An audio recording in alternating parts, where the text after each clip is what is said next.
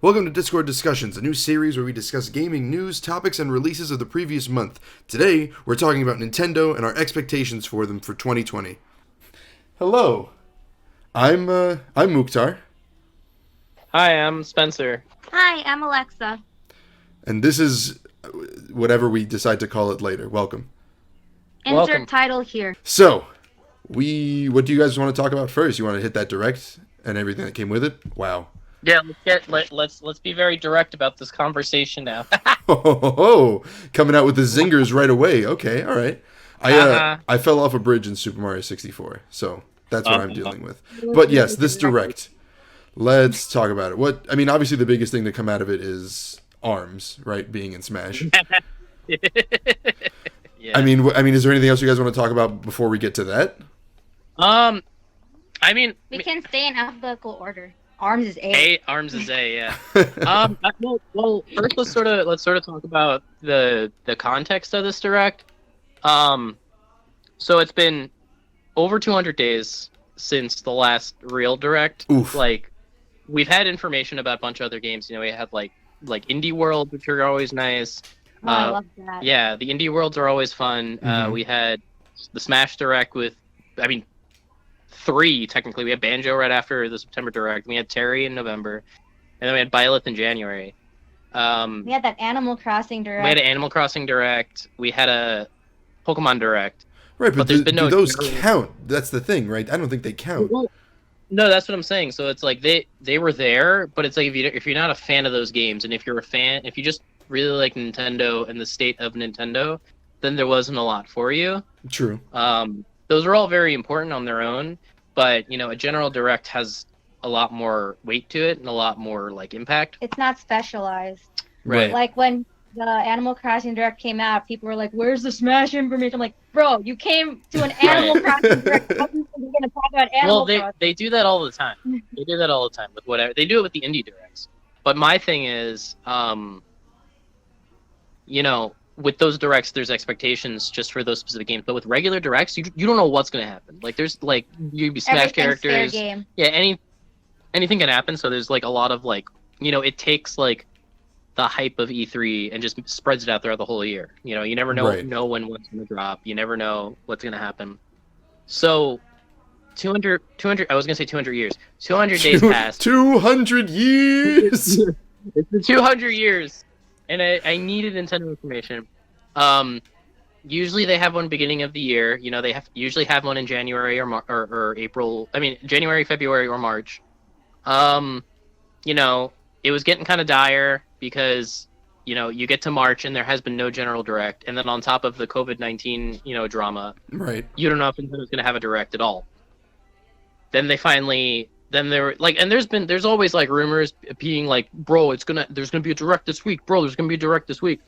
But then this one guy at VentureBeat, he's pretty reputable journalist. He was like, hey, there's gonna be an indie direct, and then the week after there's gonna be a regular direct. And everyone started like believing that because the indie direct actually happened. Right. I was like, oh, cool. And then the week of the supposed Nintendo Direct, it kept going, and nothing happened Tuesday, nothing happened Wednesday. Mhm. So the guy started like sweating because even he was like, I was told there was gonna be a direct this week. And then Thursday, March 26th, they just drop a random mini direct. They didn't even announce that. Like they just kind of like I woke up in the morning, like afternoon. I woke up at like 12:30, and you guys were already talking about it, and I got spoiled who the Smash, like not who the character was, but who the rep was. Right, And, yeah, my bad, yeah. It wasn't even Yeah. you guys. It was like the other group chats. But like still, like a little bit of warning would have been great. I would have loved to stream that if I'm being honest. That would have been amazing. Yeah, like I was up because I had to work, and then like the journalist guy was like the night before, he was like, the direct is still happening tomorrow, and everyone was like, well, if they haven't announced it, maybe it's a direct mini. And then boom, it was a direct mini at like 10 a.m. I drop everything and I just watch it because I don't want anyone else spoiling it for me, because the problem with these mini directs is that they upload the entire thing onto their YouTube channels, and so there's no Right. live stream, so people can just skip to the end and just kind of see what the big reveals are and whatnot. So I just jumped right into it because they also post the trailers like immediately after the mini directs. So it just kind of caught a lot of people off guard. A lot, So big time. Yeah, so 200 days after the general direct, we get a mini direct. I enjoyed it a lot. But I definitely think it wasn't what a lot of people were expecting, and it didn't hit as hard as people wanted after so long of just nothing. But I definitely think, like, I appreciate all the stuff that they did show, but I definitely think that, you know, with COVID-19 and everything else, I think that a lot of their plans are kind of up in the air, and they don't want to put release dates to stuff. I'm not worried that they don't have anything to show, because they definitely do, which we will talk about later.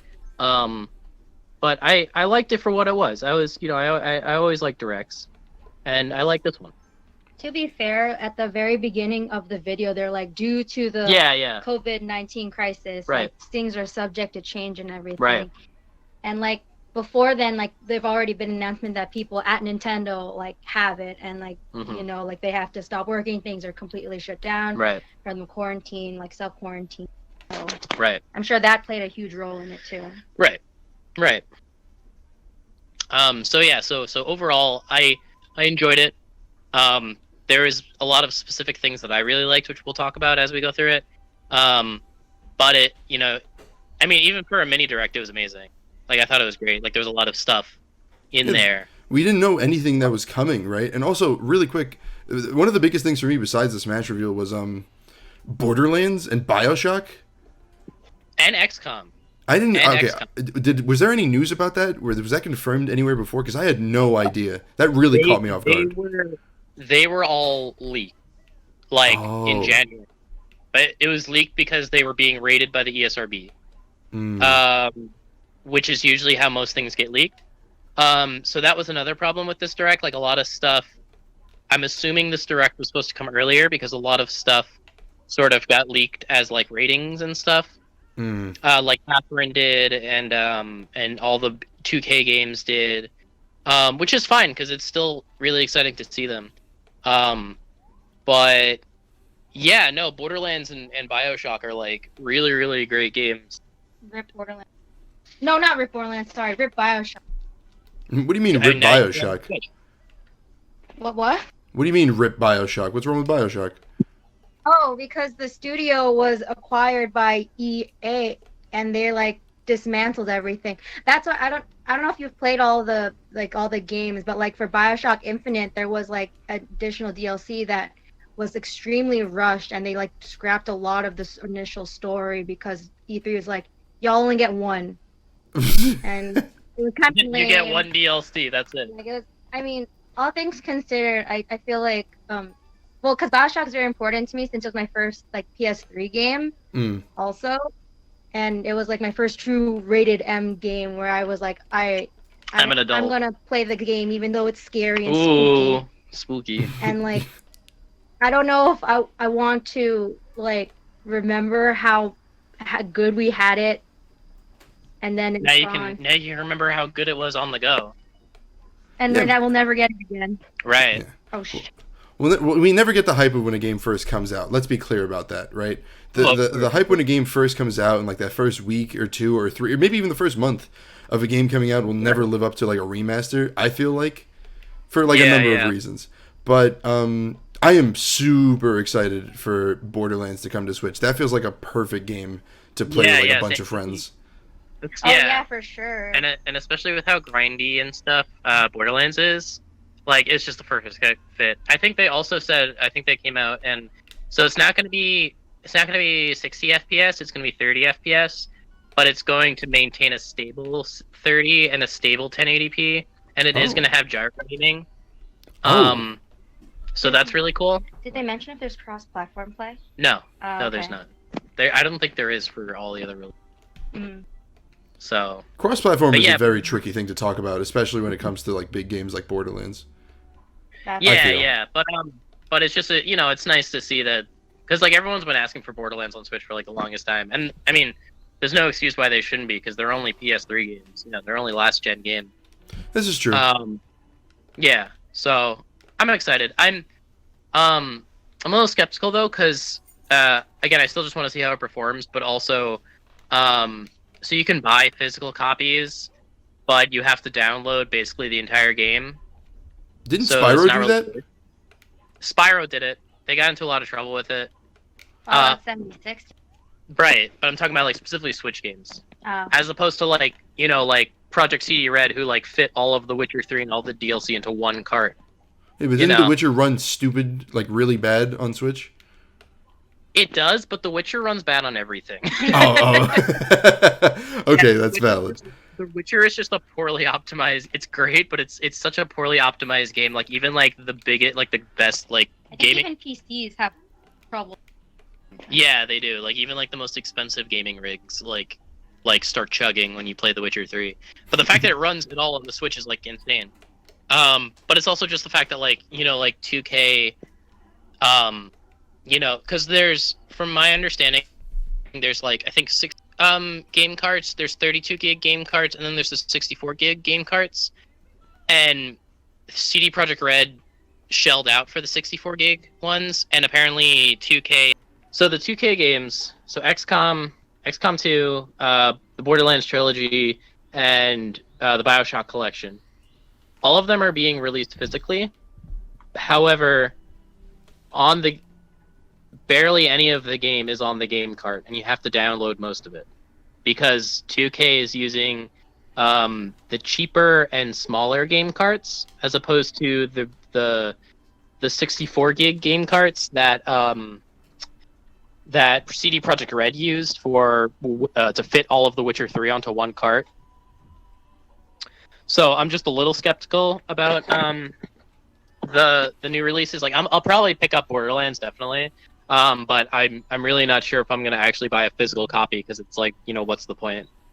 No, that's true. And Borderlands can definitely be one of those games that you don't really want to switch a card out for because it's like, okay, let's just get on Borderlands really quick. Yeah, exactly. So I could see that being digital. So really what it comes down to is it's just companies cheaping out on production costs when it comes to producing cards. Right. And it's also just like, like a lot of third-party companies, they'll put their game on the Switch and then they'll charge you like more money than it is on like a PS4 or an Xbox or something. And then on top of that, you'll just have to do additional downloads, and it's like, like come on. Like I get it. A lot of Nintendo fans haven't played a lot of these games because they only own Nintendo consoles. Right. And they're basically brand new to them, but it's like I'm not paying $60 for like Borderlands 2 or something, I'm like Capcom does it all the time. Sales. Yeah, so 2K games go on sale a lot, so I'm sure I can pick up like the Borderlands games on Switch for like a lot cheaper at some point down the road. Here's the thing: do you think they're going to come out as like trilogy packs, or like Borderlands 1's going to be $60 and then Borderlands 2 going to be $60? What do you think? No. So sorry, I was kind of just like exaggerating, but they have confirmed, yeah. So I think all three of them are $50. So like BioShock is 50, which is all three games. Borderlands is 50 for all three games, which isn't terrible. And then XCOM with all the DLC is also 50, I think. So I think that's pretty good. I don't know. Yeah, it's a decent deal. Especially on top of like you're getting all the DLC and everything for all three of the titles, so you're getting like the full package. But I think I can get them slightly lower. Is there a secret underground way that we should know about? I know a guy. Don't worry, I know a guy. I know a guy who knows a guy. Who knows a guy who knows Nintendo? That guy is Reggie. Mr. Reggie himself. Was that this month? Like, sorry. Yeah. Finish your thought, and then we're going to talk about Reggie going to GameStop. Because the Borderlands games are always on sale on the PS4. Like I always see them on the PlayStation Store for like 50% off, 10% off, or whatever. So I'm sure the same's going to go for the Switch version. So I might just wait like a little while and see what happens. Last note on that before we move on to Reggie, because we have to talk about that. I literally right now, Borderlands 3 was on sale on the PS4. I pulled up the PS4 to look at something really quick, and I saw it there. And another note on that, Destiny 2, when the DLC came out, they dropped their prices like 97% to pay $3 for the game on Xbox and PS4. So a lot of people bought Destiny 2, which is a really good idea. I like that practice a lot. Right, right. Not Destiny 2, The Division 2. Okay. Right. So, right, this is still Nintendo related because Reggie used to run Nintendo of America. We can talk about this, right? Yeah, of course, of course. Do you guys think Reggie Yay. can actually save GameStop or what? No, GameStop's dead. You think GameStop's dead? Yep, I think GameStop's dead. Okay, feel free to, talk about that a little more. Elaborate. No, that's I will it. not. I Game- refuse. GameStop's dead I feel like- 2020. Yeah, GameStop's dead. I think that GameStop already was a sinking ship before Reggie got on it, and Reggie still isn't given the wheel right now. So Well, Reggie's only on the board of trustees. He's not like the CEO of GameStop. Like he's not he's not president, or he doesn't have any like influence. Like he's only there because Reggie. I think the way it would happen was that Reggie's been doing a bunch of he's been going to a bunch of business colleges and just having seminars about his career. Mm. And I feel like someone at GameStop was like, "What if we had those like all the time?" So like he just gives them business advice, right? So like, but like GameStop is so far sunk already between all their stores closing, them just not adapting to other mega retailers, just competing with them like Amazon and even Best Buy is like stepped up and whatnot. And it's just no one, like even like Target, Walmart, all these big box stores that are the kings now. I mean, they've always have been, but now it's like as smaller stores are dying, no one really wants to go to a specialized game store anymore. As sad as it is, and no one wants to go to a specialized game store that is GameStop because GameStop has such a stigma against it. Yeah. consider GameStop a specialized store. Right. And it's like, and GameStop has tried to like ride the wave of like geek culture, and they just get geek. they got Think Geek, but Think Geek died. Yeah. And it's like they I don't know, they just can't win. And on top of, because they're closing like 320 more stores in 2020, and then with all this drama with them trying to stay open like during COVID-19, I don't see them ever recovering from this. Damn. Well, Like, I I just think- bought stock in GameStop, so I'm pretty upset about that. Bro, the sell now is probably the highest it's gonna be. Yeah, it was $5 like yesterday. Now it's like 4 and change, so I don't think I'm going to do that. I lost that money. I'm okay with that. I feel like maybe I'll eat my words in a year after they've closed all those stores, because they have a lot of stores, and it's they really do. They really do. almost, like it's almost impossible, and like they basically act as like storage for like all of the knickknacks that they got from the Think Geek merger, Yeah. and they're not making any money on those either. And it's like, so I feel like if they close all those brick and mortar stores, and they don't have to like keep up with the cost of whatever, the maintenance fees and all that jazz. Right. Maybe they'll turn a profit, because they haven't turned a profit in years. So maybe they will this time. I doubt it. So we'll see. We'll see. Here's the big question though. You know how like Nintendo at least like puts a lot of exclusives into GameStop. Like I got a poster because I picked my copy of Animal Crossing up from GameStop. Who do you think Nintendo Right. goes to for exclusives like that? You think they just go to their stores? Because Nintendo only has like 2 or 3 stores open that are their Right. own. You know? Well, it's interesting with that, because you say that GameStop got posters, but that was like the weakest exclusive out of all the Animal Crossing stuff. Because like Best Buy had a bell bag that you an could buy extra for an extra $5. $5, and then we went to Target like the morning of launch, and Target had these really nice Animal Crossing planners, and they had like these calendars in them with like everyone's birthdays in it from the game. That's so sick. Yeah, but so GameStop just got kind of like a measly poster. So I definitely think Nintendo like these exclusives, I feel like, are very much like an afterthought for publishers. They're like, like publishers pay them a ton of money to make an exclusive for them.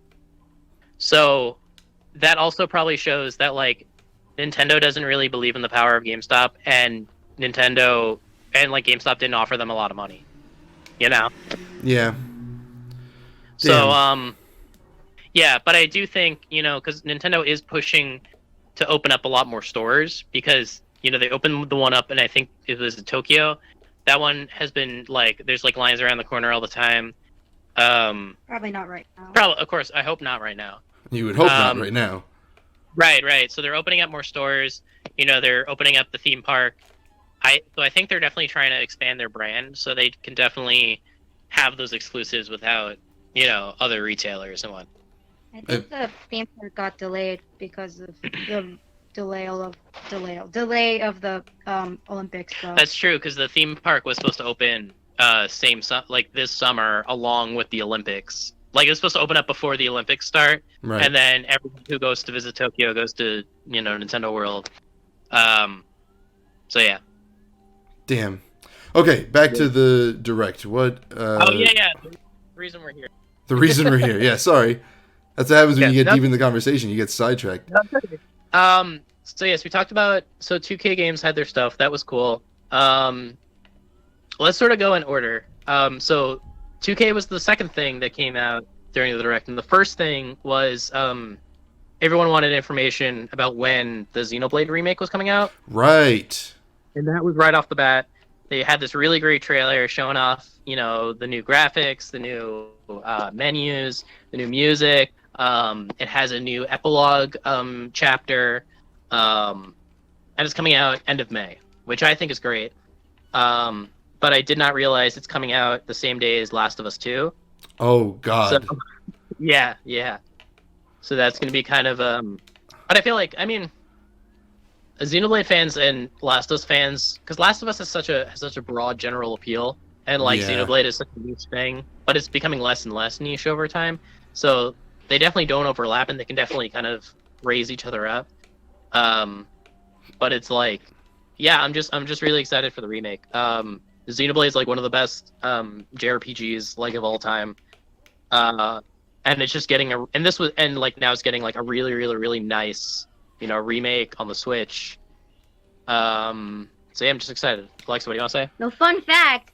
I know this because Carlo is a really huge, he's a fan of Xenoblade before I think it appeared in Smash. Yeah. But I like you have to make that distinction.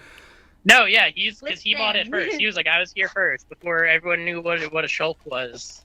But so I don't know if you knew, but the reason why Xenoblade kind of died for a while was because the sales were really poor outside of Japan. But you know why they were really poor in America? Why? Because the game was a GameStop exclusive. It was.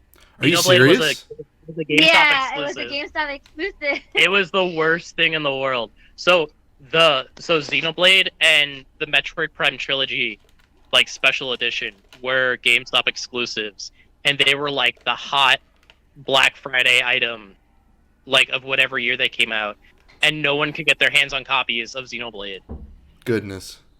Yeah, because okay, so first off, people had to beg to get Xenoblade out of Japan, because it was Operation Moonfall, I think. I would fact check that for me, whoever is listening. But I think it's Operation Moonfall. They advocate for localizing games outside of Japan, and they pushed really hard for Xenoblade and 2 other games, which are The Last Story and Pandora's Tower.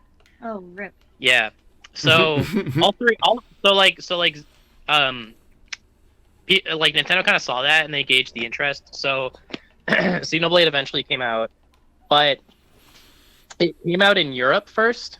So Europe actually handled the localization, which is why everybody sounds British in Xenoblade. Oh, that makes sense. Yeah, that's why they all have British accents.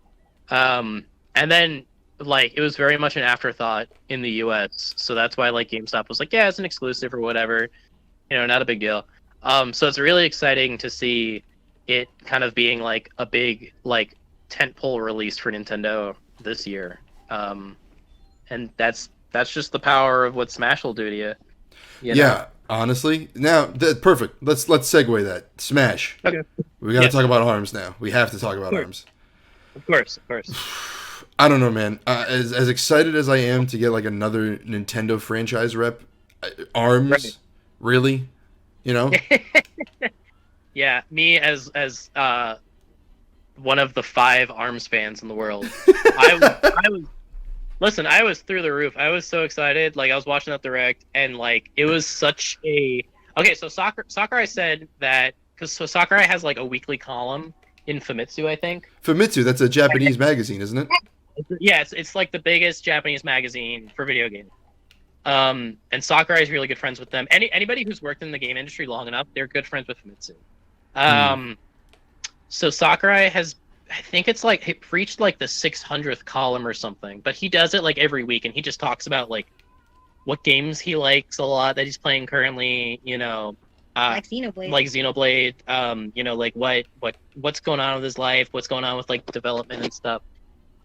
So he was talking about the newest Fighters Pass, and he was like, unfortunately, due to coronavirus, I'm not able to present the next character to a studio, and he didn't say who, and this was before the direct. So I think, so like the presentation of like the ARMS character was just very like, here's the franchise, it's an ARMS character, we don't know who, and then they were like, you get to find out in June. So I feel like that was very much like just a taste of like how badly the coronavirus is really hitting the gaming industry.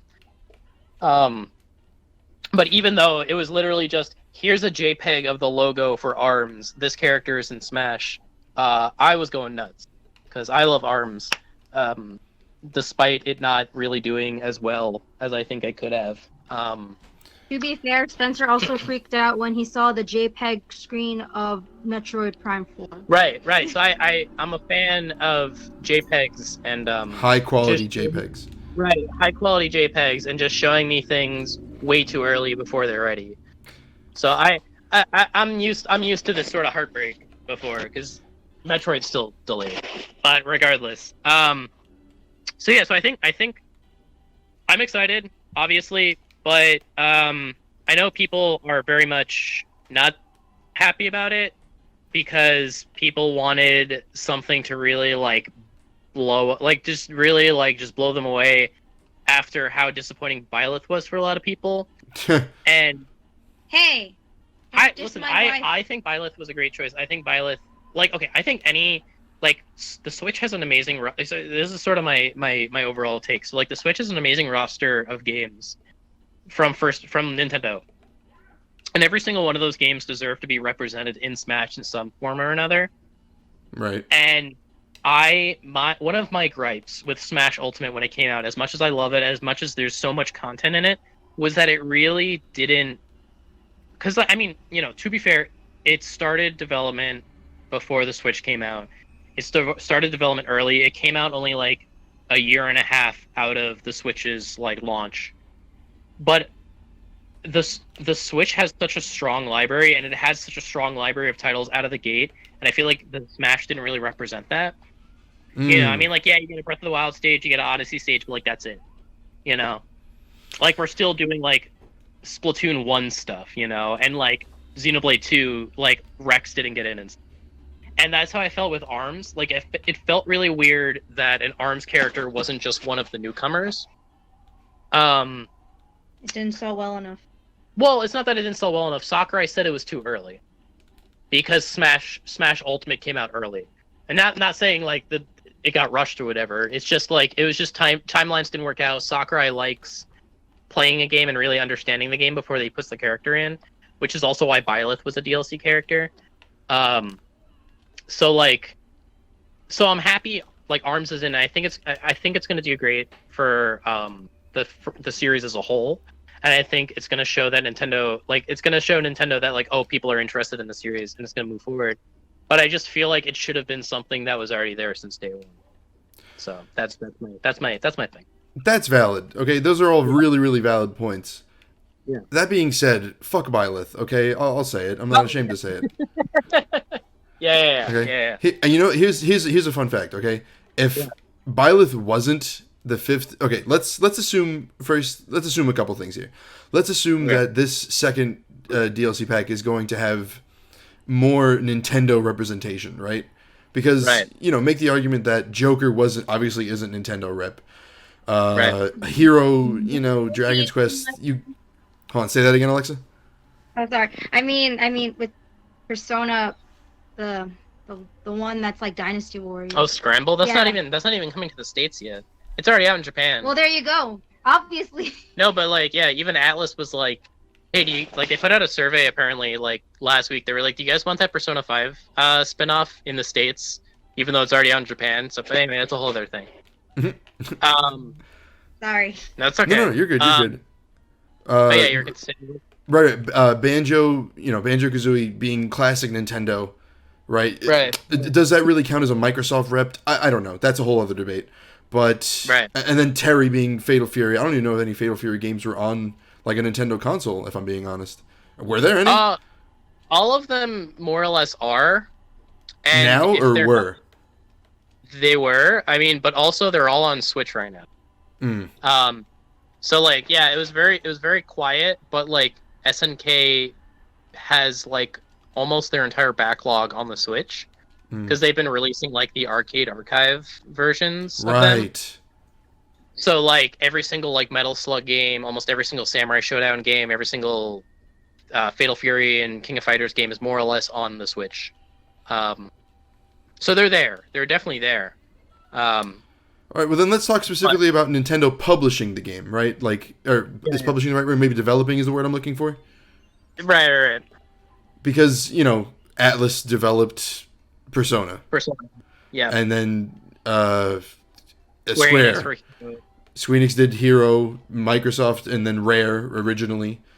And then Right, for Band. SNK for Terry, right? We're talking about Nintendo developed Characters, yeah. Developed Byleth, the Fire Emblem. That's a Nintendo franchise exclusively, like developed and published by Nintendo, right? Right. Yeah. So let's like if Byleth wasn't that, like if there was just another character. What am I doing? Sorry. If there's another character that got developed by another studio as the 5th fighter pack, that would have been fine. There would have been no complaints. But and now knowing that Nintendo's like, okay, we're gonna put more Nintendo developed characters into this pack by starting with ARMS. That's fine. Right. If you threw in a Fire Emblem character, I wouldn't be surprised. This is where Byleth should have came out, but no, that space should have gone to someone else, and I hope they use that space somewhere in this second Fighter Pass. Okay. Well, so my thing regarding because Byleth came in was because, so I don't know if you know, probably not since you hate Fire Emblem, but Fire Emblem is not the reason why it's still around is because of the West. And it's because Awakening sold so well that they're like, oh, okay, so let's keep this going. And now Three Houses is one of the best. It is the best. Okay, it is the best-selling game in the series in Japan and the States. So I mean, maybe I'm biased too because I love Three Houses, but I think that's one of the main reasons why, because people were never really warm to the fact of Fire Emblem really until Three Houses really came out. Then it really blew up. And I mean, what if instead of Byleth, it would have been cool if they dead ass got Sans, not as a Mii costume or Well, first of all, let's get this clear. There definitely needs to be an indie rep in Smash at some point. I think they are, and I always thought it was going to be Shovel Knight, but then they made Shovel Knight an assist trophy. But then again, Springman's an assist trophy, so I don't even know anymore. Nothing even matters anymore. There's no rules. Here's the thing: if Springman is the ARMS rep, right? First of all, we've come to the consensus that it's going to be more than one character. It's going to be like a Wii Fit trainer or a Olimar Alf type situation where it's going to be it's going to be either that or it's going to be a hero situation where it's 4 characters. Right, exactly, and that makes the most sense, I think, for ARMS because a lot of the characters can be super interchangeable. Yeah, they all have their own gimmick and they all play very differently, but you can pick Springman, Ribbon Girl, Ninjara, and Min Min or Twintel. They all have the same body type. So they can all play the same as a Smash character. There's some characters who are bigger who can't, but you can definitely just do those 4 characters as costumes. And that would be fine, right? Make the rest of those characters the spirits for the spirit board. Yeah, of course, spirits, or put them in the background of whatever stage you're in. They can show up. They can show up definitely. But if they're being what? Aren't they? Twintel and I think Min Min, no, Springman, Ribbon Girl, Twintail, Ninjara, and I think Mechanica are all spirits already. I could be wrong. I forgot how much of the roster's already spirits. But the fact that they're being so coy about like, oh, it's an ARMS character, who's it gonna be? And it's like, oh well, if you didn't say it's just Springman, or if it's just one character, then I think it's definitely gonna be more than one character. Yeah. You know. I think they're trying to be cheeky because I shared this with you like personally. I think they're trying to be cheeky because they're going to put like the boss in, right? I think the boss is going to come in like the trailer and clean house, like the big final boss, to get another heavy and another villain in the series in Smash. Right. Yeah, like that would be cool. But I also like I think that would be a cool thing. But I also just think like there's just so many cool character designs that it would kind of be a disservice not to just put more than one in there. That's true. Say what you want about ARMS, but the design and the aesthetic is phenomenal. Oh yeah, dude. Like they like I watched this whole like the ARMS director. He did like this whole hour-long presentation at the Game Developers Conference one year. Mm. And he just talked about like the design philosophies, not only like the game but just all the characters, and it's just so creative. And I really like it. It has like the same kind of style and attitude and like aesthetic of almost like Splatoon. And it's like I want people to appreciate the ARMS aesthetic as much as they appreciate the Splatoon. Like I want an art book for ARMS. Like everyone like loves the art books for Splatoon and Splatoon 2. Right. But I feel like everyone like ARMS is like is in the same vein. But yeah, so I just hope that, cuz I mean at the end of the day Smash is ultimately a Smash Ultimate. Smash Ultimate, good one. Yeah, Smash Ultimate is ultimately an advertisement and like a celebration for gaming. So of course, like, excuse me. So of course, Fire Emblem does super well because there's Fire Emblem characters in Smash, and that's why Nintendo wants Fire Emblem characters in. We have Xenoblade like 2 and stuff because of the popularity that Smash gave it, regardless of what Carlo said. Yeah, exactly. Like no one cared about Xenoblade except for Carlo until Shulk came to Smash, which is totally fine, you know. But which was totally fine. But and I feel like ARMS is gonna do the same thing because ARMS has, you know, like everyone kind of got turned off by ARMS because it was like kind of like a Joy-Con tech demo and people weren't like, oh, it's mostly controlled. But if you play it with a controller, it plays like a perfectly fine fighting game. Like it's a really interesting 3D like fighting game. And I hope that like it just gets more people's eyes on it and just gets more like appreciation. I definitely think it will. And putting that little free thing if you have Switch Online is a really good bonus to get people into it. You know what I mean? Yeah. This is definitely like the time to play it and check it out and get excited for it. So you know, I'm happy with that whenever there's more content in Smash, and it's just TLDR. I'm happy that it was ARMS. Now, good. No, I was just gonna say, like, what do you guys think, like, moving forward, like what sort of precedent do you think this sets for the rest of the Fighters Pass? Because this is the last one, and we've got five more slots, and apparently till the end of 2021 to speculate all of this. Oh, well, I think. Do you remember when the first Fighters Pass was announced and Sakurai was like, if people who buy this will get Rex as a Mii fighter skin? And I'm sorry we couldn't put him in because there just wasn't time in the development cycle. Like, he said that. I think word for word. He did. Word for word, yeah. Because so like that column that Sakurai does, he spent like a good month just talking about how much he loves Xenoblade 2. So, I think Rex is going to be a character for sure. I think he's set because I didn't think Nintendo characters were going to be back on the menu because I thought Byleth was going to be it, and then they put in the ARMS character, and I was like, okay, maybe there might be more Nintendo characters. So I think Rex is definitely going to be it, especially with Xenoblade Definitive Edition coming out. Also, the speculation gets crazy because it's like, oh, Alexa, do you have any speculations before we go a little further?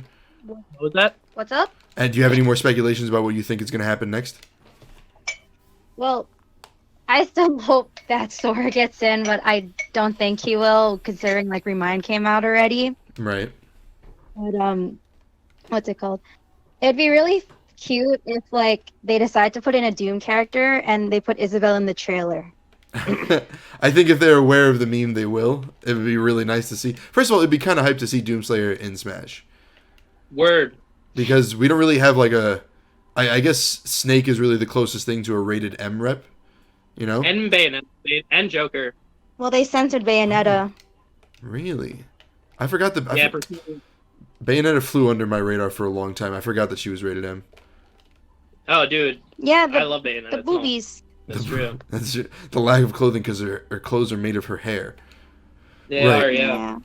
But I was gonna say that they actually, they officially, the dev team of Animal Crossing officially was, and the dev team of Doom were like, "Oh, we really love the crossovers you guys are doing. It's so cute." So maybe something will come of that. But I probably hope not. so. We can hope, right? We can hope, but I don't want to get my expectations too high. No, that's valid. Look what happened with Kingdom Hearts 3. That's true. That's a whole other. That's a whole That's other a discussion. whole other discussion, big time. What? Okay, so Okay. yeah. I was gonna say, I think honestly, like considering how the gaming industry is right now, they might just be like, "Fuck it, we're gonna keep putting more characters." Like they can still, change their minds and maybe they'll just add more people. Spencer. So actually, Sakurai also in his column, someone asked him like, "Hey, what, besides like, sleeping, what's your plan Right. after Fighter Pass 2?" And he genuinely doesn't know. Damn. Yeah, so I don't know if that means like he's just being coy and like, because I really want Sakurai first off to take a vacation. Second off, I want him to work on something that isn't Smash, because when he does, it's amazing. Right. Like we get Kirby Air Ride, we get Kid Icarus Uprising. Yeah. Another Kirby game. Right. So I also feel like just, I think this is it, and he has gone on record saying that this is it. So. Please leave me alone. Right. Yeah. Never ask me for anything ever again. So I feel like this might be the end for Smash Ultimate, which is fine, but also kind of puts more pressure on who the other characters are going to be. Yeah, because there's like a sense of ultimacy. Honestly, it's like this is it. These are the last Smash characters that are going to get in, and like everyone's going to be, everyone's going to be like, "Oh, I didn't get my guy in," blah blah blah. But it's like it's really hard to say that now because there's just so many characters. So many characters, and the people who don't have their characters in or like some sort of representation already are just very specific characters. Like I want Gino in, and Gino is Right. a spirit. That's right. That's what I wanted to talk about. If Springman is the character, the arms rep, and let's assume Springman at the minimum, right, is the arms rep, Right. then that's an assist trophy and a spirit that just opened up, right? Yeah. So now no one's safe. Assist trophies can become characters. Fighters, yeah. Spirits can become fighters. Yeah. Like it opens up a lot more potential. Within their own game, like that's crazy. Like at least Little Mac was like from Brawl to Smash 4. Yeah, exactly. But like in this game now we have, assuming again, this is assuming that it might not be Springman. I think we need to open up to that reality. But that also means like, because like half the arms roster is already spirits, so it's like if they're spirits and they're in the game, so spirits aren't deconfirmed either. So it's like nothing matters. Nothing matters, and everything that's a spirit can become like limits. That opens up Gino. That opens up Rayman. That opens up Waluigi. That opens up Shovel Knight. That opens up Rex. Like a lot gets opened up this way.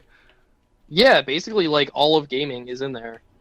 So it's crazy. So we'll see. Of course, I already spent my $30 when the Fighter Pass went on sale. 2 Big months same. ago. Big same. Yeah, I did not. Sakurai was like, "Don't spend your money until you know who's in the pass." I don't care. I'm gonna be happy with it. Like I spent all my. I already spent my money on it. So we'll. It's gonna be money well spent regardless. I'm happy with whatever they give us. Yeah, man, that's the thing, right? Like, I feel like a lot of people are like, no, I want my money back. It's like, nah, you spent the money. You know what you could have gotten garbage. And if you didn't like what you wanted, that's it.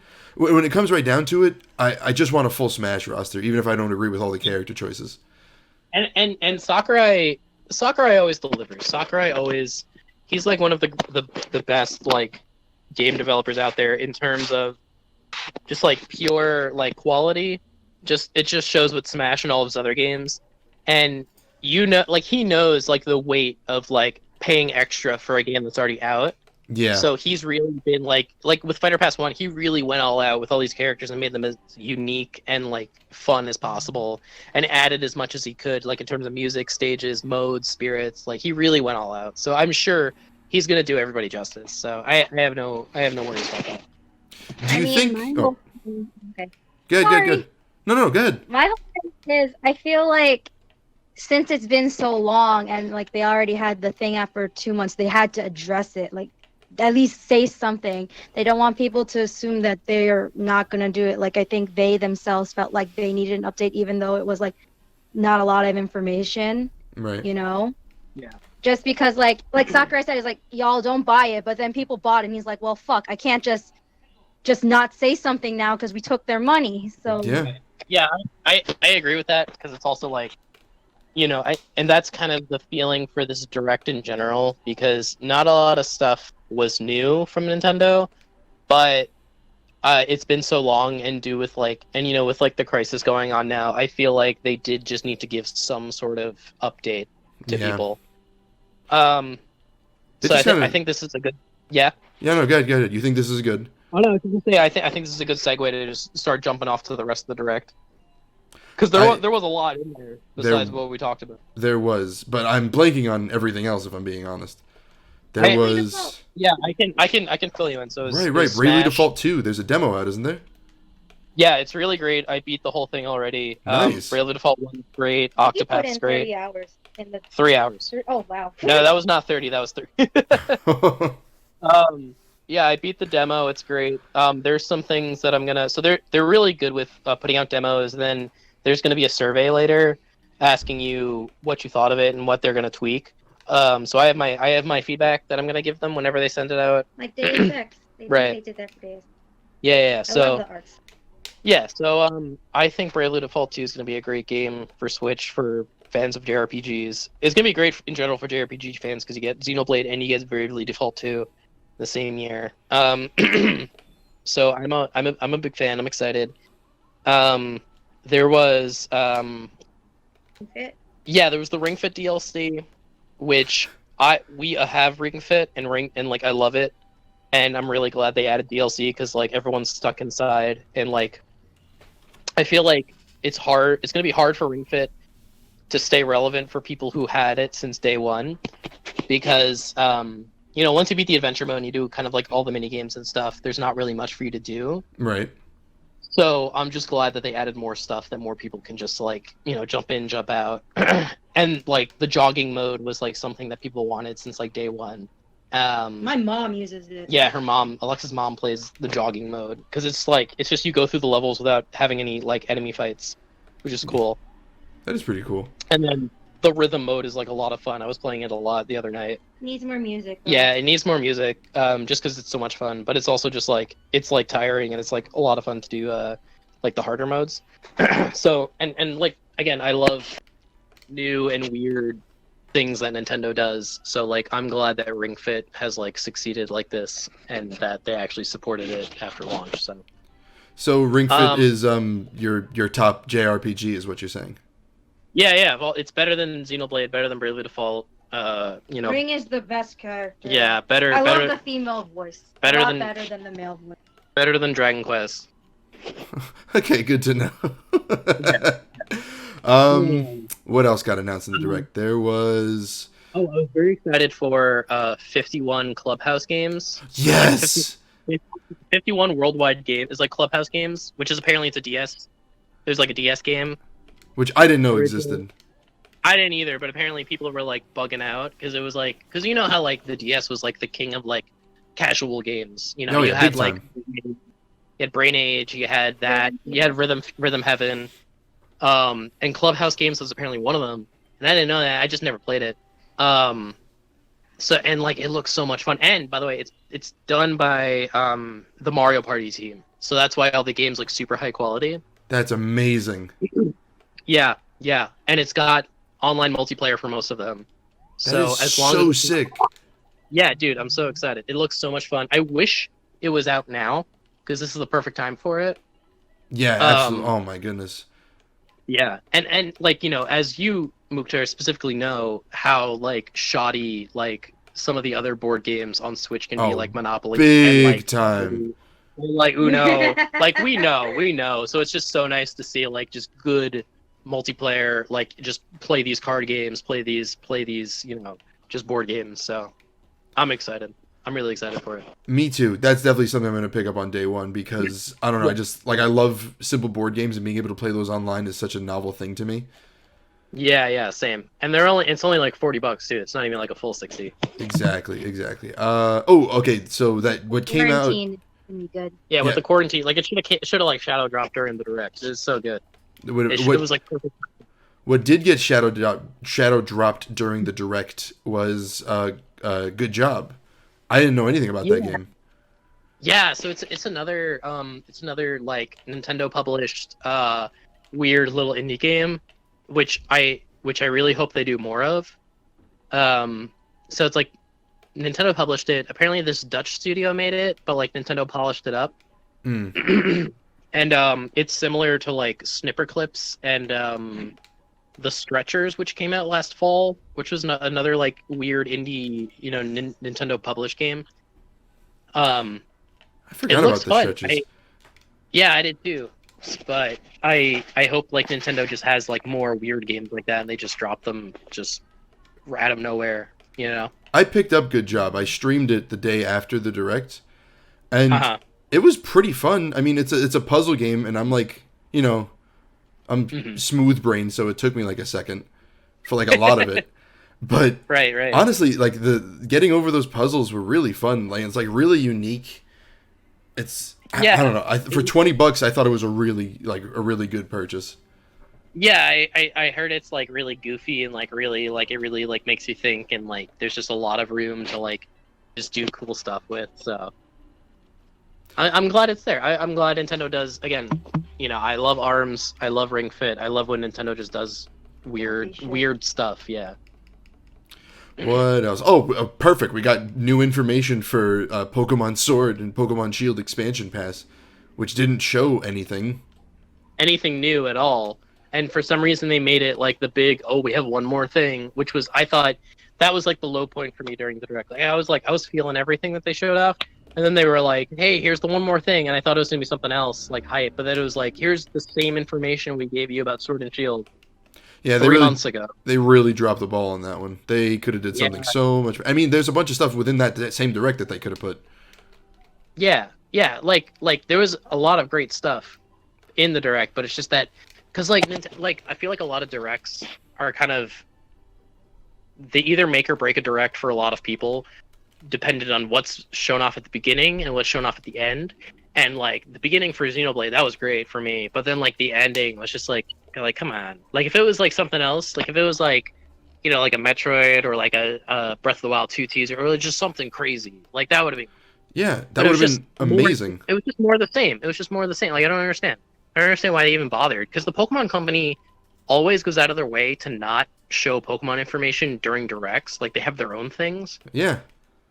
So it was just, I don't know why they were. I think again, it also sort of is a testament to just kind of how like in a weird scenario this specific direct was due to the virus crisis and stuff. Right. Damn. Yeah, that was just a little sour note to leave on. What else got announced? They showed off that like the Star Wars Jedi Academy game. Did they really? Did I miss that? Yeah, it's a very old like PC game that they brought to modern consoles, which is cool. $20. $20. On eShop which right I think now. it should be cheaper because it's like the same. Like they really didn't do much to port it, but it's the same, like 15-year-old Star Wars game. But I saw someone on Reddit like rigged it to the PC, so they're on the PC server. No. That they're already connected to the PC server. Oh, never mind. Redacted. Yeah, there's crossplay, but they didn't say anything. But yeah, so that Star Wars game is cool because it has really cool lightsaber battles, and you can do like 16-player online, like just battle royale, like Star Wars battles. So, like lightsaber battles specifically. So right. They showed Marvel Ultimate Alliance 3 DLC, which the Fantastic Four, which I thought was really cool. But why did they make Mr. Fantastic a daddy? They've been pushing hot Mr. Fantastic for like the longest time.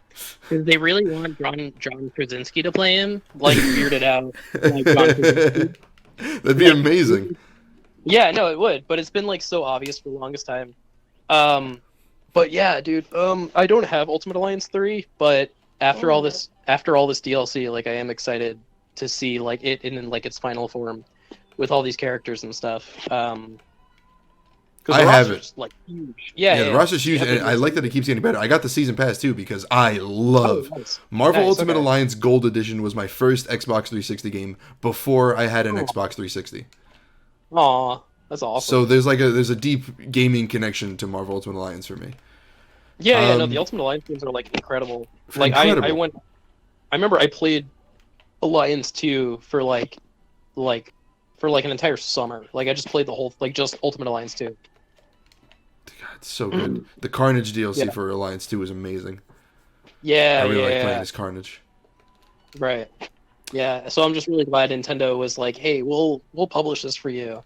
Is there anything else to talk about with Ultimate Alliance 3? I mean, the Fantastic Four. No, it's just cool. It's just really cool. I'm glad that Nintendo like chose to pick up the publishing, and then Koei Tecmo made it really good. But yeah, that's about it. I like that, the Fantastic Four and like Doctor Doom are finally in it. So yeah, so I'm just excited for that. I'm excited for Pod racing? Yeah, now they this announced, is pod racing. Yeah, they finally announced like Star Wars pod racing is coming to Switch at some point, which is cool. I just hope it's a good port because apparently the Jedi Academy game they really did not put much effort into, which sucks. But it is what it is. We can't expect them to put like $1 billion of effort into games that are like 15 years old. old. No, but I just want it to run well. No, that's like valid. these are like 15-year-old PC games, like, come on. But I think that is everything. I'm trying to. Catherine. Oh, right, yeah. Catherine. So you said it got leaked because of the ESRB rating, but now they actually showed like a full trailer for it. Catherine got leaked, and then they finally showed it off. Catherine's a really cool game. Fun fact about that game. So my cousins would just buy us random games for Christmas, and it's really funny because Bayonetta was one of the games they got me because there's like a girl on it, and not knowing that Carlo likes it a lot, and I think Catherine was one of those games too. But yeah, it's one of those games by Atlas that I feel like not a lot of people know, but it's actually a competitive game in terms of climbing the blocks. There's a multiplayer mode. Yeah, there's a multiplayer online mode, and I think they had like a side tournament at Evo. Catherine gets really intense, and so this version of Catherine is like the remaster full body. So there's like more characters and more side stories and stuff, and they added online multiplayer. Isn't there also a third Catherine? So it's not Catherine, her name's Rin. But yeah, she's the third love interest. I think there's controversy because she's trans and they don't handle it well. Oh, whoops, sorry. My alarm went off. Sorry, say that again. There's controversy because she's trans and they don't handle that well? They don't handle it well, and it's not friendly. Yeah, it's just very outdated, and it's oh, but this remaster came out last year, and Japan, but the Atlas isn't the best with stuff like this. Yeah, they fucked up Naoto in Persona 4. And Damn. It's really annoying how they're oh, yo, female empowerment, blah blah blah, and then and she has this whole entire arc thing. But what's it called? I feel just with Catherine, it's a whole different thing because I don't know how to describe it. Yeah. I feel it's a mishandling of a trans person, a trans character. Yeah. So Rin, the third love interest, she's trans, but the whole thing is the main character's weirded out by it, and there's no he's not presented as I mean, he's the bad guy of the game ultimately, but I don't know. It's just handled in poor taste kind of. I haven't played it, so I don't really know but just Yeah, me from neither. what I people, played the demo on Xbox 360, I think, and I was like, I'm too smooth brain Yeah. for this. I can't really like handle it. You know what I mean? yeah. So it's like just from people that I've talked to, they're like, oh yeah, really, they really didn't do a good job of that, and I was like, oh, that's a shame. It's a little But disappointing. yeah. So it's come to Switch. Maybe they fixed it in Switch. No, they didn't. Never mind. Redacted. No, they didn't. But 'cause isn't this Nintendo bringing anime titties to Switch? They are. Nintendo was like, we will not censor your hentai games. See? So, Nintendo's got that going for them. Nintendo's got that going for them. What else is worth mentioning in the Direct before we get into the fucking the meat, which is the rumors that like much more recent? Yeah. Oh yeah, there was a Panzer Dragoon remake that came out the same day. I'm unfamiliar with that series. I've never played Panzer Dragoon, but it's apparently like a really famous. It's like a Saturn game where it's like an on-rail shooter, and apparently it's very good. So the remake came out the same day as the Direct, as like timed exclusive. Apparently it's not super great, but it's a shame. But other people said it's cool, so I don't really know. But yeah, overall, this Direct was cool. There's a lot of cool stuff coming out. There was a lot of great third-party support. I'm excited. Again, Borderlands and all the 2K games coming. Bravely Default 2 is coming. Xenoblade's coming. Now, to transition to the rumors. So, we talked about how this Direct didn't... So a lot of people were like, hey, we have no idea what's coming out for Switch in 2020 after Animal Crossing. Right. So, Animal Crossing came out. Everyone's loving it. We're all playing like the hell out of it.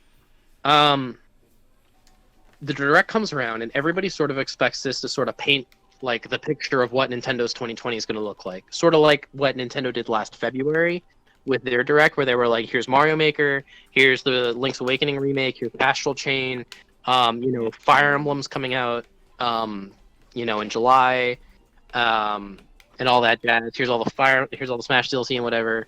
But this Direct didn't really do that, and the only thing we really have is like the board game, which comes out in June, and then Xenoblade, which comes out in May.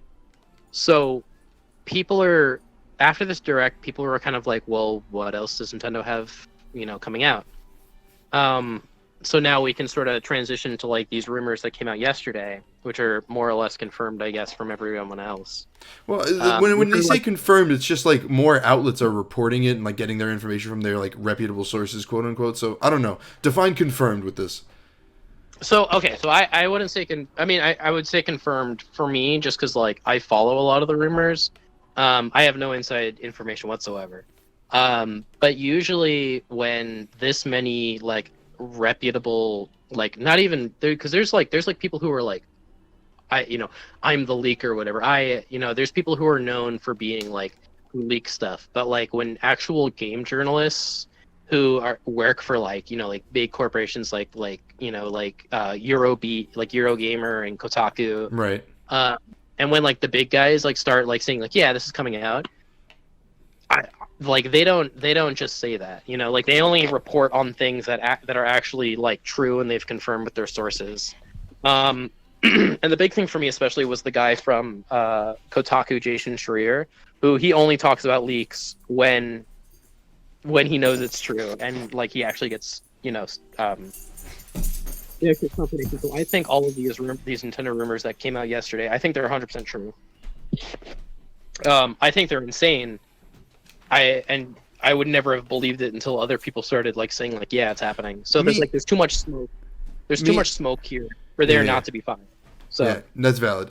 For me specifically, I have a poster from when Mario Maker 1 came out in 2015 where it was like, hey, this is the 30th anniversary, and that's like above my bed. So I like. Yeah, I know. Yeah. Yeah. Of course you know what's above my bed, Spencer. Come on now. I went into the year being like, oh yeah, this is the 35th anniversary, and I was wait, can you see that? Yeah, sorry, I went into it really like I went to this year 2020 with like, oh, it's Super Mario's 35th anniversary like this year. I wonder what Nintendo's going to do for it. But then I just kind of forgot. Like, this year's been I did too. like awful. Right. So, I mean, if this is true, like if they are remaking or remastering Super Mario 64, Sunshine, Galaxy, and then making a Galaxy new Paper was Mario, and apparently And like making- deluxing 3D World. No, sorry, what'd you say? Oh, I said remastering Galaxy 1 and 2. Both of them, not just the first one? Some say it's both, others say it's just Galaxy 1. So it might be both. I could be wrong though. Even if it's just the first one, I'll be happy with that. I'm really curious to see how that translates to Switch. No doubt. No doubt. But what do you call it? That would be amazing. I thought they were gonna put like the worlds and like the missions and all that stuff as like Super Mario Odyssey DLC. I don't see why Right. they don't do that. Mm-hmm. Because like, I don't know, it doesn't make sense to build a game up from the ground up if you have a really like solid engine that you could just make the schematics from older games for. Right, yeah, that was my thing, because a lot of people, when Odyssey came out, everyone thought that Delfino Isle was going to be a world or like DLC at some point. But with this rumor of like all of those games being remastered, I could definitely see them, because like apparently this is going to be a huge year for Mario. On top of all those remasters, on top of the 3D World Deluxe, and on top of the new Paper Mario. But on top of that, apparently they were going to talk about the theme park, they were going to talk about the Lego deal, and they were going to talk about the movie. Lego deal. Oh yeah, Yeah, Super yeah, Mario so- Lego. Yeah, Oh, there's a yeah. whole Super Mario Lego set coming out where it's like Mario, you build like a level, and you have Lego Mario run through it, and he's like electronic, and he has like a screen that Oh, shows that like his was damage. real? That was real. I thought it was just a Lego like fan ad. No, that No. was real. That was Thought totally it was real. like a fan-made thing. Well, no, I thought like because they can do impressive stuff. So like I thought like Lego was just like for Super Mario Day or Mario Day I should say, like 310 like they were just posting Mario stuff. No. Nintendo posted that. Oh. That was like an official Nintendo thing. I did not. Yeah. I did not feel that was a thing. Yeah, no. So I could believe them also being like on top of all this Mario stuff, being like, hey, Odyssey, we just put a bunch of DLC in Odyssey, and it's like all the previous worlds, like games. It would be sick, but apparently they're remastering it. Maybe it's like, maybe Right. maybe I'm right. Maybe it isn't actually like an Odyssey expansion, and someone just mistranslated it or misheard it, and they're saying it's like a remaster instead. I don't know. I hope it's true one way or the other. I really, really would like it to be true one way or the other. Oh no, 100%. I hope it's really true. Because, to be fair, they've done this with Zelda games, and they've remastered Ocarina, they've remastered Majora's Mask, they remastered Wind Waker, they remastered Twilight Princess. They haven't done Skyward Sword yet, but I feel like the Mario games are due that courtesy, because Nintendo really hasn't done a great job of making their previous titles available Right. on the Switch. I mean, they did it really well on the Wii U because the Wii U is backwards compatible and they had all the games in the eShop. But Nintendo hasn't done that yet with the Switch. And this is a good feel time like- to do it, I think, because it's like, you're Right. well into the Switch's life cycle. There's got to be something to like, Right. other than new And, IP and like remaster. Like remasters is a good way to keep it going besides new IPs and games. Yeah, and not to belittle like the work that it takes to remaster a game, but it really doesn't take as much work as making a new IP or something. So it's very easy to just slot in a Mario remaster, as opposed to making another Splatoon type IP. So like these games are my childhood, and I would love if they all came to Switch and they were all nice and shiny and remastered. Now I don't know, because there's also rumors that might be part of like an all-star collection. I don't see that happening because all three games on their own are like so monumental. Like you could just release all three of them as separate things. And they should. An all-star collection would, unfortunately, make sense. But even if it's a Yeah. Super Mario all-star type deal, like, because, they still kind of redid the games in that. They kept the mechanics and all that, but like Super Mario Bros. 1 in that game looks nothing like actual Super Mario Bros. 1. Oh no, yeah, and it handles different too. And it handles So, different too, yeah. And Super Mario Bros. 3, like if they just update the look a little bit and put it in All Star yeah, Collection, I wouldn't complain. I don't think it's yeah, judgment. I don't think it's just to do that to the games, but I wouldn't complain. yeah. No, I wouldn't complain, and I wouldn't like like of course, there's some quality of life stuff that they could add to all three of them, and there's stuff that needs to be changed since they're going to be on Switch. But regardless of what degree of remastering they're doing for these games, I fuck it, I want them. I'll take them, whatever form you're gonna give them to me. Whether it be a big remaster or just hey, here's the games. Yeah. But I also don't think they would make a big deal about just porting games. I feel like they would add a bit extra and they would go the extra mile, like graphic wise. Because the Zelda remasters, they really went all out. Like Wind Waker is like such a beautiful game on the Wii U. And it's a real shame they haven't put that and the Twilight Princess HD remasters on Switch yet, which they really should. It's punishment for the Wii U's not selling well. Word. Yeah, it's Because getting back at us. Word. Same thing with like the 3DS remakes. Like they have the assets. They might as well put Ocarina of Time 3D and Majora's Mask 3D. They put a bunch of N64 and GameCube. Like when Luigi's Mansion came out on 3DS, it was amazing. What was that? When Luigi's Mansion 3DS came out on 3DS, like when they remade the first one for 3DS, it was amazing. Yeah, yeah. Like they could have just kept doing that if they wanted to extend the 3DS's lifespan. They could have just kept putting N64 and because we got Star Fox 64, Ocarina of Time, Majora's Mask, then Luigi's Mansion. Right. They could put Super Mario Sunshine on that. That probably would have been amazing. Yeah, it could have worked. But Nintendo has Nintendo's power is in their IP and in their games. And it's just like every single Nintendo console, going into a new console life cycle, you should go into it knowing that you're going to be able to play every single previous Nintendo game if possible. Yeah. Because it's such a value to that. The games hit different. So, I'm really glad to hear that. If any of this is true, that's great. If all of it's true, it's going to be amazing. But we should really talk about if that Paper Mario rumor is true. Yes, we should. Here's a big plug. Okay, we have a Paper Mario: The 1,000-Year Door series going on the channel. So please go watch that. We're definitely going to talk about it when we play Paper Mario again because we have to. Sorry, what were you guys saying? Right. Go ahead. I know Alexa was like, "Oh, we've already plugged it already," but we can plug it again. Let's plug it again because we're going to talk about it now. I hope that's true. Like if it's because it sounds so good to be true because it's like okay, new Paper Mario coming out this year and it's a return to form. Like that's literally too good to be true because that's what everybody's been asking. My doubt comes from the fact that like whatever the leakers like before the leak was before that like this is that it was going to get announced this direct that just happened, but it didn't. So everyone was like, oh, it's fake. And then all these other rumors came out, and it's like, no, they're remaking this game, and a new Paper Mario. Right. So I again throw it. Excuse me, as if this was like. It's just strange that they were like. I mean, I could see it happening, but they were like, oh, there's going to be this big Mario presentation in June for Mario's 30th anniversary, where they were going to talk about the the Legos and the games and the movie. And it's like, okay, I could believe that just because like Mario is such a powerful brand.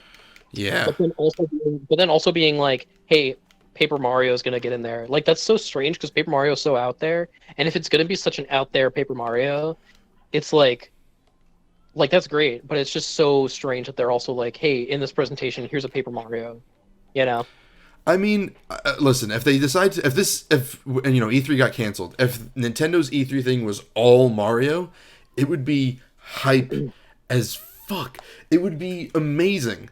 Because it's like, I'm not saying that Nintendo's been mistreating Mario as of lately, because absolutely not. Odyssey was a treat. But like, did you really expect a Legend of Zelda game to be a launch title over a Mario game?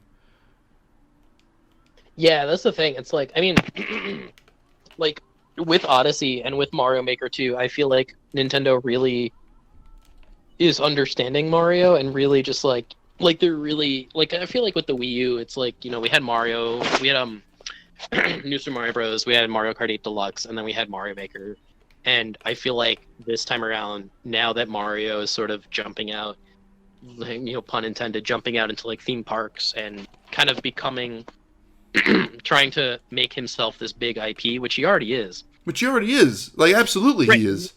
I don't know, but like now that they're like capitalizing on it and they're making a theme park and they're making a movie, I feel like they're really going to want to double down on just Mario's legacy and just double down on Mario with all these remasters and with every single aspect of Mario, whether it be like Paper Mario or whether it be something else.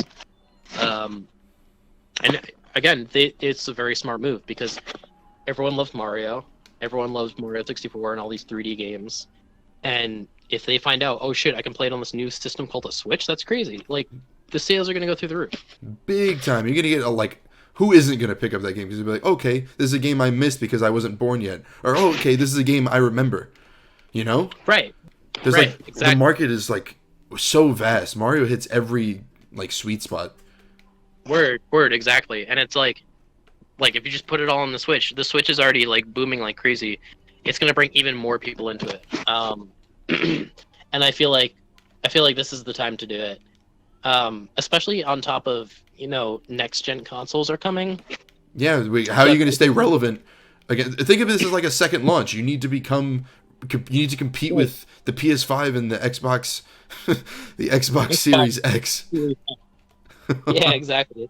It's like Nintendo's gonna be like, all right, what do we have? And Nintendo's like, well, we have really great and unique IPs, and Mario's our main guy. So here's our Mario, here's our Mickey Mouse. Yeah, here he is. You really need to push that.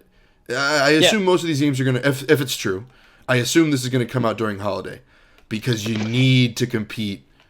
Not saying that Nintendo needs to compete, because they've been doing a really good job staying like away from it, but Christmas time is big. No, again, say what you're saying. Competing. Yeah. Nintendo's good at not competing. That's what you're saying. Yeah, they're not good. They're good at not competing with other consoles and like PC gaming, because they just do their own thing. People congregate to them, and like that's it. Like they don't try to outmaneuver Xbox or PlayStation, or whatever. They're just their own. They just work in their own circles. It works to their detriment sometimes, but for the most part, everybody respects them for what they do. And that's really important, right? But that being said, like of course they're doing a great job with this, and the Switch being its own thing away from, current gen. You need to stay relevant during Christmas. You need to stay relevant during Christmas.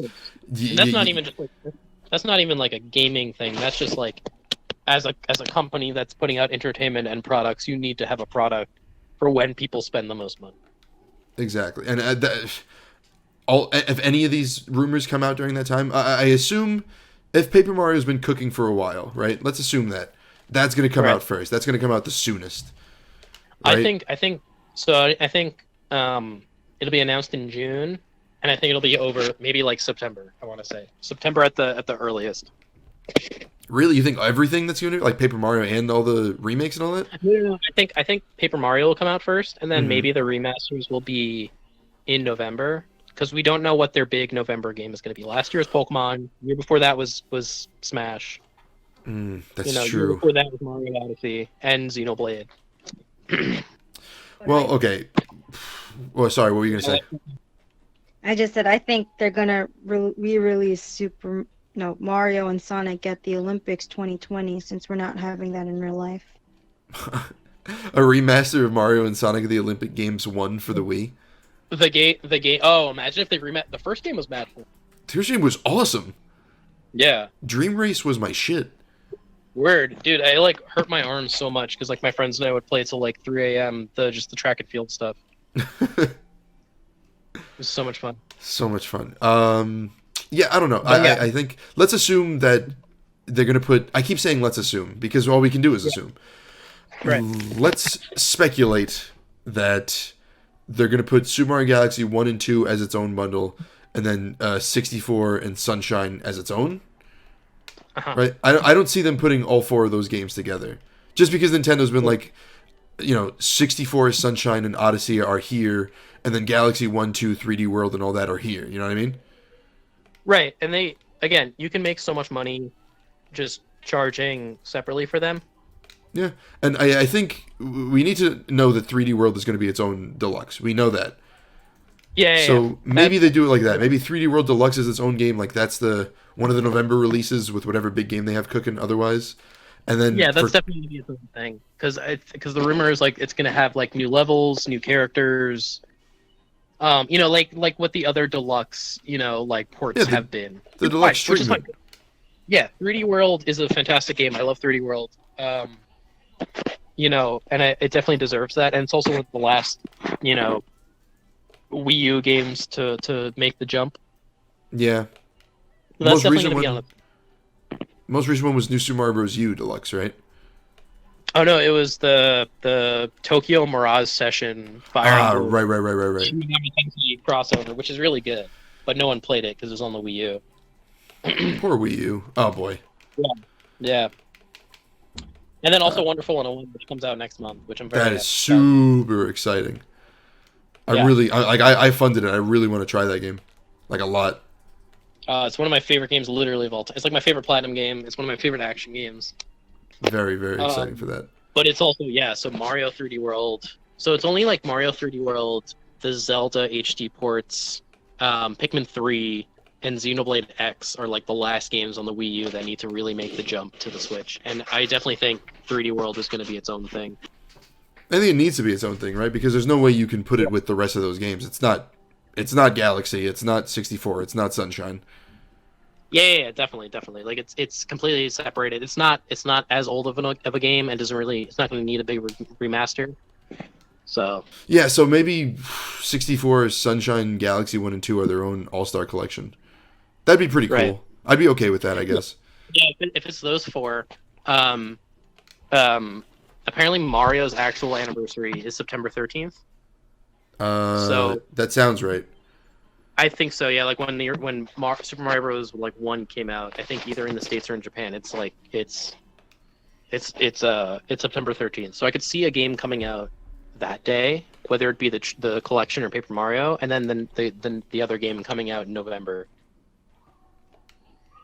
Like I don't see them all coming out on the same day. You know what else they 'Cause could that's a do? lot. And I know they won't, but I really just want the Nintendo 64 Classic so much. Yeah. Like I think about it, I dream about it. Like, why don't we have it? Why can't we have it, Nintendo? No, Didn't they copyright the term recently? Like the not Super Mario, the Nintendo 64. Didn't they They copyright? patented the controller again recently. Yeah, because they have to patent everything for IP's sake, but it's definitely a push in the right direction. I think also Nintendo's just having a hard time figuring out how to monetize their N64 games. Because I think definitely they could just put out the N64 Mini and then put them on the Nintendo Switch Online. Mm. Because it's like you might as well just have your entire backlog on there. Yeah. Because more people will spend $20 a year for your online service. You might as well.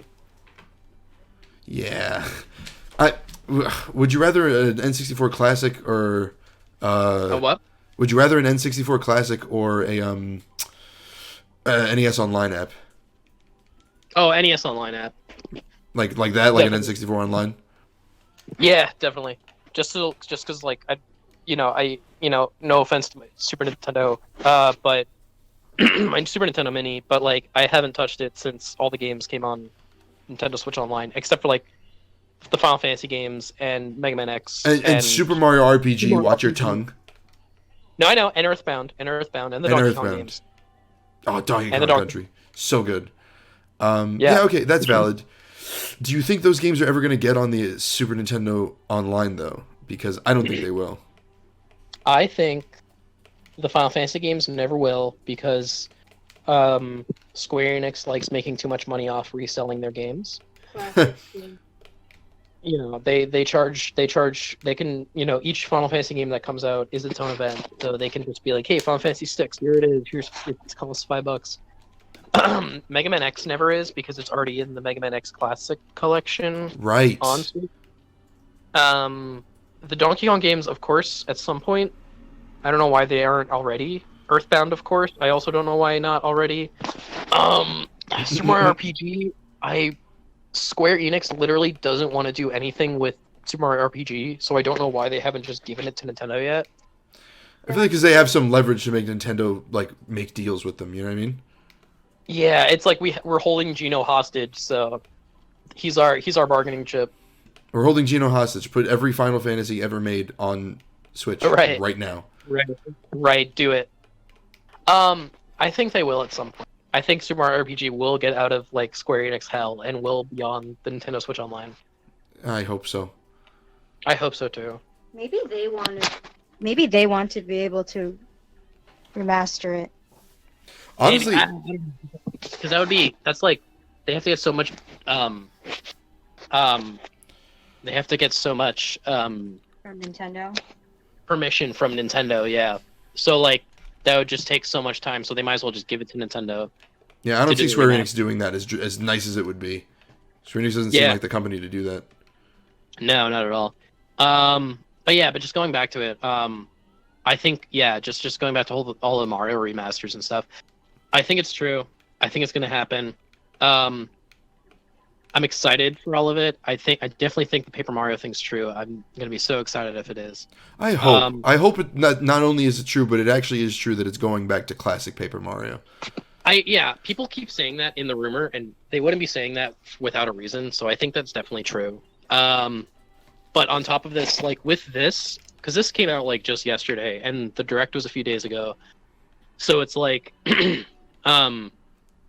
like people were kind of worried about Nintendo's 2020, but like seeing all this also coming out in 2020, it's like it puts the year in perspective a lot better, and it's like it fills out the lineup a lot. Right. So, I mean, to be fair, it's a lot of remasters, not a lot of new stuff, which is fine. But I think it's still a good year regardless. I don't really know if you need to put a whole bunch of new stuff out, because you have a good enough roster now. You can put like all the big projects that are still cooking, like Metroid that just got like development had to restart, and God, what else does Nintendo has a JPEG of? Breath of the Wild 2. Breath of the Wild 2. Like those are like big name games that like we can look forward to. Like we don't really need that much information on them. We just know that they exist, and when information is ready, that's okay to like present it to us. But other than that, you can just fill this out with things that you've done already. Yeah. Like now's a perfect time to put in remasters because Metroid Prime, Breath of the Wild 2 definitely is still in development. Right. Metroid Prime 4 restarted development. Those are two big name games. And I don't know, what else do you really need right now, like as far as new franchises? Yeah, I think this is just going to be it's going to be a slower year. I mean, last year was crazy. But I definitely think this year might be a little bit slower. I mean, again, I say this, but Animal Crossing just came out and it had the best launch of any Switch title. Yeah, how could it not? It's Animal Crossing. Word. Like, it beat out Smash, it beat out Pokemon, which is crazy. Good. So I feel like this might be a little bit slower year, but it's Nintendo's doing something that it really should keep better track of, and that's just bringing all of their great games to their new console. So I just want to add, I'm glad that Animal Crossing did well, considering that it was initially supposed to come out for the last year's holiday season, but they were like, oh no, we want to make sure it's perfect for you guys and push it back. And regardless of the whole quarantine thing, the fact that they took the time to polish it and make sure it was right where they wanted it, and it sold so well is really nice. That's something that cannot be understated. You're absolutely right.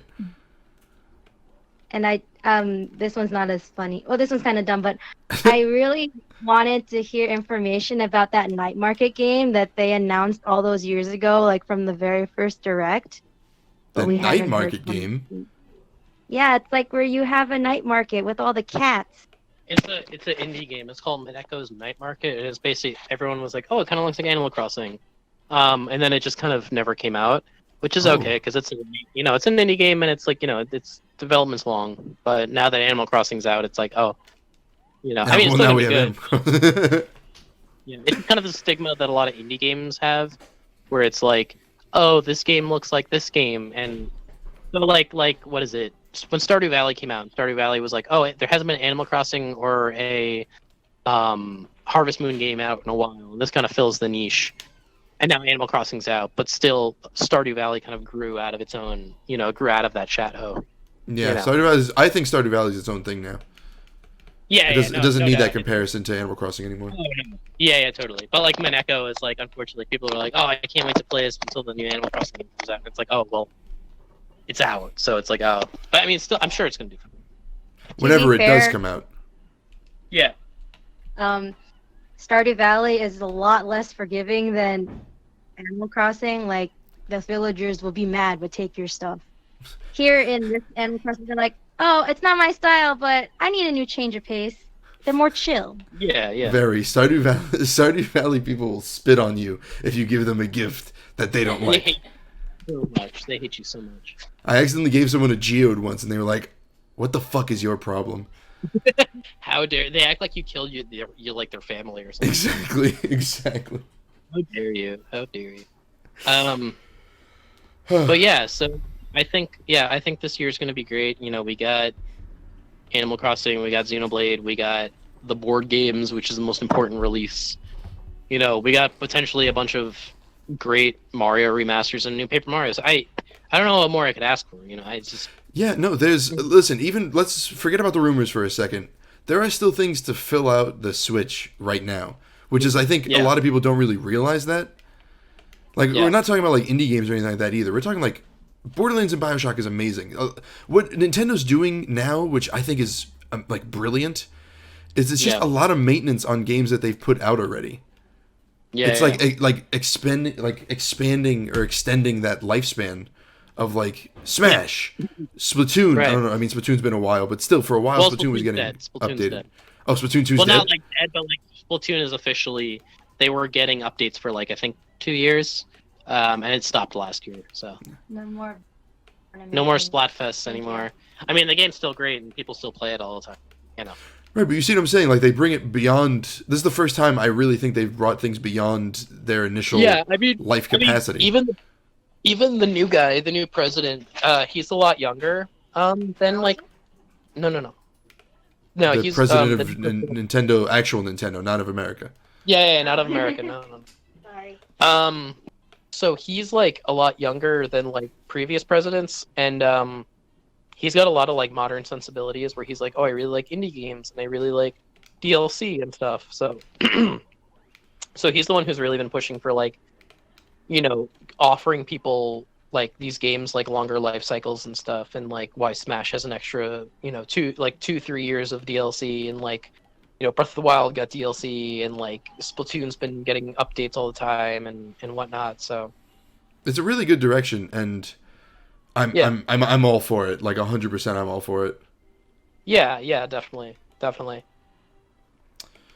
right, is there anything else to talk about? I think that's it. I think Nintendo's got a good year going, and I think I'm just excited to see what happens. Any final thoughts, Alexa? It's going to be interesting to see if Sony and Microsoft can keep up with all the new things Nintendo plans on bringing out. I don't even think Nintendo's worried about that. Nintendo's not worried about that. They just want to make money during Christmas. Yeah. And who could Well, blame they them? are. They definitely are. Word. So yes, this is a good talk. This is a good talk. All right, sweet. Say bye, everybody. Bye. Wash your hands. Wash your hands. Wash your hands. Stay home. Don't be a jerk. Okay, this is a really dangerous time where what we do now leaves a huge mark on history. So please, take care of yourself. Word. Take care of your family. Stay home. Watch some Netflix. Watch Tiger King. Watch Tiger King. Watch Tiger play King. some games. Watch us play Paper Mario. Word. Stay hydrated. Stay hydrated. Above all, stay hydrated. Word. All right, I'm gonna stop recording. Right. If you enjoyed this and want to see more, leave a like or a comment and consider subscribing. Also, join our Discord to yell at us about what you disagree with from this discussion. Thanks for watching.